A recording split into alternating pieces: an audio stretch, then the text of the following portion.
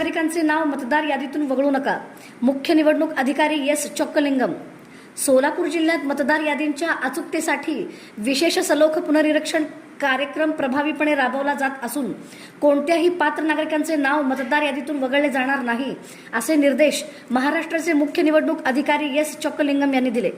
जिल्हाधिकारी कार्यालयात आयोजित आढावा बैठकीत ते बोलत होते.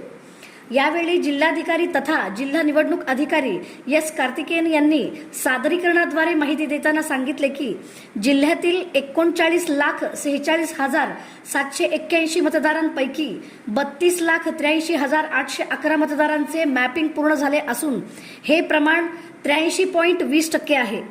ग्रामीण भागात 87.20% तर शहरी भागात 72.67% नोंदणी पूर्ण झाली आहे. मुख्य निवडणूक अधिकाऱ्यांनी BLOंना घर भेटीद्वारे नागरिकांकडून फॉर्म भरून घेण्याच्या तसेच आवश्यक कागदपत्रांची तपासणी करण्याच्या सूचना दिल्या. नव्याने 18 वर्ष पूर्ण झालेल्या नागरिकांची नोंदणी तातडीने करण्याचेही निर्देश देण्यात आले.